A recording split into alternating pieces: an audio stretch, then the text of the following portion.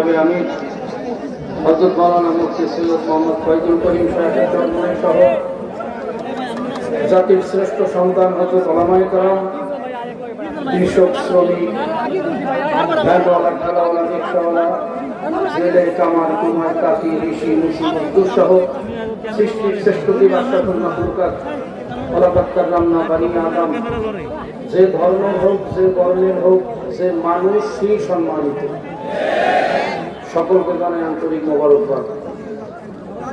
সময় অত্যন্ত কম। মহতারাম আমির দেশ ও জাতির উদ্দেশ্যে গুরুত্বপূর্ণ ভাষণ দেবেন। আমি সংক্ষেপে যদি বলি, আমরা কি চাই, আমাদের লক্ষ্য উদ্দেশ্য কি, এক কথায় যদি বলি, আমরা চাই ইসলাম, দেশ ও মানবতার কল্যাণ। এই তিন শর্ত যেখানে আছে ইসলামী আন্দোলন সেখানে আছে, এই তিন শর্ত যেখানে নাই ইসলামী আন্দোলন সেখানে। শুধু ক্ষমতায় যাওয়ার রাজনীতি ইসলামী আন্দোলন করে না। নীতি এবং আদর্শকে বিসর্জন দিয়ে ক্ষমতায় অংশীদারিত্ব ইতিপূর্বে যারা করেছেন তাদের অস্তিত্ব আজকে বাংলাদেশের দ্বারা বিলীনের পথে। আমরা বিশ্বাস করি নীতি আদর্শ ছাড়া এই ক্ষমতা চিরস্থায়ী না। আমি যদি বলি, বাংলাদেশে যে আইন বা যে ব্যবস্থা দিয়ে দেশটা পরিচালিত হচ্ছে, এই দেশটা বারবার 5 বার দুর্নীতিতে চ্যাম্পিয়ন করছে। পরিপূর্ণভাবে এই আইন, এই আদর্শ বাংলাদেশে ব্যর্থ হয়েছে। এই আইন আমাদেরকে কি উপহার দিয়েছে? আমাদেরকে উপহার দিয়েছে দেশের টাকা বিদেশে পাচার করে বেগম পাড়া তৈরি করা। আমাদেরকে উপহার দিয়েছে ইয়েবা বদি, পিসি হান্নান, ল্যাংড়া শামীম, কালা জাহাঙ্গীর, টেরা শাহজাহান, ইয়েবা, ফেন্সিডিল, মদ, গাঁজা, এনোক্টিন, মরফিন, প্যাথেরিন সহ ভয়ঙ্কর সব মাদক, যার মাধ্যমে গোটা যুব সমাজকে ধ্বংস করেছে।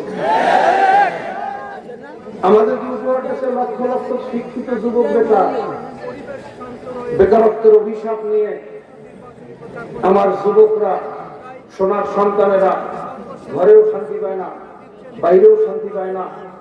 ঘরে গেলে বাবা বলে, তোর মতো কুলাঙ্গার ছেলে জন্ম না দিয়ে একটা কলা গাছ লাগাইলে ভালো হইতো। মা বলে, তোর মতো একটা অপদার্থ ছেলে আমার কাছে কিভাবে জন্ম হইল। স্ত্রী বলে, তুমি একটা অথর্ব ছেলে, যাও আমার ঘর থেকে বের হয়ে যাও, গলায় দড়ি দিয়ে মরো। মনের যন্ত্রণা নিয়ে এই ছেলেটা যখন রাস্তার পাশে বসে ঝিমায়, কোন এক গাঁজা করে সে বলে, দোস্ত তোর মনটা খারাপ, এক পোটলা গাঁজা খা, মনটা ভালো হয়ে যাবে। মনের অশান্তি নিয়ে যুবক গাঁজার বলকিতে টান মারে, আস্তে আস্তে নেশাগ্রস্ত হয়ে নিজের জীবনকে ধ্বংস করে।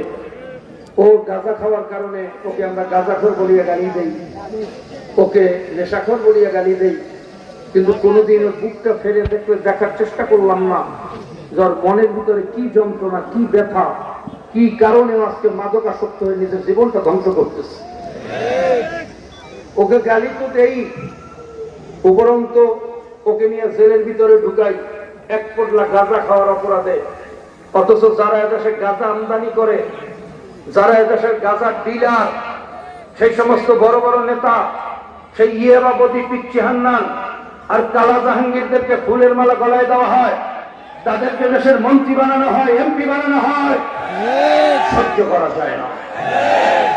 আমরা কি দেখি, কারেন্ট জাল দেওয়ার অপরাধে আমাদের ছেলেদেরকে নিয়ে জেলের ভিতরে ঢুকায়। শিক্ষিত যুবক জীবিকা নির্বাহের জন্য কাজকর্ম তো করতে পারে না, বদলা দিতে পারে না, লজ্জা পায়। রাত্রবেলা মুখের ভিতরে গামছা দিয়ে জাল আর নৌকা নিয়ে নদীর ভিতরে নামে। এই কারেন্ট জাল দেওয়ার অপরাধে তার জালের ভিতরে আগুন লাগানো হয়, কিন্তু সে জাল নৌকা কিভাবে বানালো এটাকে খবর নিতে গেল না। স্ত্রীর স্বর্ণ বন্ধক দিয়েছে, শ্বশুর বাড়ি থেকে টাকা কর্জ আনছে, বাপের রেখে দেওয়া একটা স্মৃতির গাছ সেটাও বিক্রি করে দিয়েছে। কি কথা ঠিক না? সব কিছু ত্যাগ করে জাল আর নৌকা নিয়ে যখন নদীর ভিতরে নামে, কারেন্ট জাল দেওয়ার অপরাধে তার নৌকার তলা ছিদ্র করা হয়, জালের ভিতরে আগুন লাগানো হয়, তাকে নিয়ে জেলের ভিতরে ঢুকানো হয়। আর যারা বাংলাদেশে কারেন্ট জাল উৎপাদন করে, বড় বড় নেতারা, বড় বড় লিডারেরা, তাদেরকে সিআইবি আর ভিআইবি উপাধি দিয়ে সম্মানিত করা হয়। আর যাদের ভিতরে লক্ষ্য নেই, সহ্য করা যায় না, সহ্য করা যায় না। কাজেই সমাজ ভাঙতে হবে, নতুন সমাজ গড়তে হবে। আমরা আজকে কি দেখি, মাইনরিটি ম্যান্ডেট নিয়ে ক্ষমতায় যায়, 30-33% ম্যান্ডেট, সরকারি সকল সুযোগ সুবিধা সরকারি লোকজন ভোগ করে। ভিজিডিতে তারা, ভিজিএফে তারা, গাবি খায় তারা, ভোগ বরাদ্দে তারা, 1% তারা, চাকরির ব্যাপারে তারা, ঘাটের ব্যাপারে তারা, ঠিকাদারির ব্যাপারে তারা। বাকি 67 থেকে 70% সব জনগণকে ঠকানো হয়, তাদেরকে বঞ্চিত করা হয়। শুধু বঞ্চিত না, তাদের বিরুদ্ধে মিথ্যা মামলা দিয়ে ঘর বাড়ি ছাড়া করা হয়, তাদেরকে জেলের ভিতরে ঢুকিয়ে তাদের ঘাট দখল করা হয়, মাঠ দখল করা হয়। এটা কোনোদিন মানুষের সরকার হতে পারে না।